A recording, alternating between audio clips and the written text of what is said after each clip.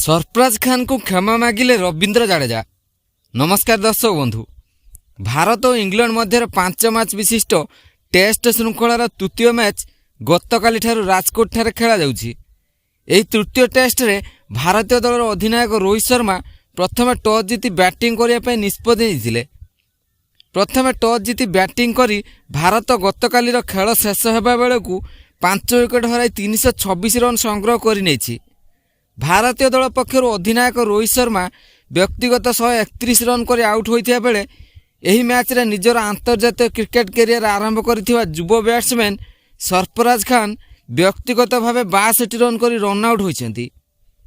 खेल शेष हेबा बेलकु रवींद्र जाडेजा 110 रन और कुलदीप यादव 1 रन कर अपराजित अछन्ति। तेबे अन्य मानक मध्य जयसवाल 10, रजत पाटीदार 5 करिथिबा बेले सुमन गिल खाता खोली पारि नथिले। तेबे एही मैच रे डेब्यू करिथिबा सरफराज खान चमत्कार बैटिंग करथिबा बेले रवींद्र जाडेजा भूल कॉल जोगु रन आउट होई पाविलियन फेरिथिले, जहाँ परे अधिनायक रोहित शर्मा रवींद्र जाडेजा उपर बहुत रागी जाइथिले। तेबे गतकालीर मैच शेष हेबा परे रवींद्र जाडेजा सरफराज खान को ड्रेसिंग रूम रे क्षमा मागिबार नजर आसीथिले एवं मीडिया आगरे सरफराज खान को नहीं एक बहुत बड़ बयान देइथिले। तेबे जाडेजा सरफराज खान को क्षमा मागिबा सह मीडिया आगरे देइथिबा से बयान कौन जानिबा ए वीडियो रे।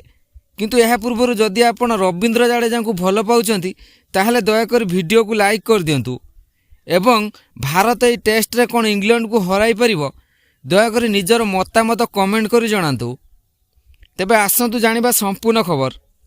दर्शक बंधु, गतकाली खेला जाइथिबा एही तृतीय टेस्ट प्रथम दिन खेल से दर्शक बंधु गतकाली खेला जाइथिबा एही तृतीय टेस्ट प्रथम दिन जेतेबेले भारत खेल आरंभ करिथिला तो भारत प्रथम ही जयसवाल, गिल और पाटीदार को विकेट हराई संकट में पड़ता।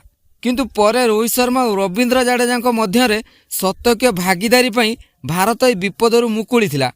अधिनायक रोहित शर्मा 131 रन कर आउट होगा पर जाडेजा सहित जोग देइथिले निजर प्रथम मैच खेलुथिबा सरफराज खान।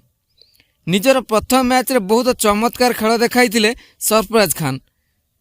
खूब शीघ्र से निजर अर्धशतक हासिल करि नैथिले। अन्यपटे जाडेजा 99 रन कर अपराजित थिले। तेबे निजर साथी खेलाड़ी रवींद्र जाडेजा 99 रन ले बैटिंग करथिबा बेले शतक में 1 रन पई दौड़ीथिले एवं दुर्भाग्यपूर्ण भाव में रन आउट होइतिले सरफराज खान। एही रन आउट रे संपूर्ण भूल रवींद्र जाडेजा थिला। जाडेजा रन पई कॉल करी अधा बाटर रही जाइथिले एवं सरफराज खान किंतु निजर साथी खेलाड़ी कॉल स्वीकार करी दौड़ी जाइथिले, जेउथिपई से आउ पछकु फेरी पारि नथिले एवं दुर्भाग्यपूर्ण भाव में रन आउट होई निजर विकेट को बलिदान देइथिले, जेउथिपई अधिनायक रोहित शर्मा ड्रेसिंग रूम रे बहुत रागी जाइथिबार नजर आसीथिले। किंतु परे जेतेबेले खेल शेष होइतिला सेतेबेले रवींद्र जाडेजा सरफराज खान को क्षमा मागिथिले एवं कहिथिले सरफराज खान को रन आउट रे बेसी भूमिका मोर थिला। मु मो शतक पई चाप पर थिली, जेउथिपई मु भूल कॉल करि देइथिले। मो द्वारा बहुत बड़ भूल हो जाइथिला, जहार परिणाम भोगिथिले सरफराज खान।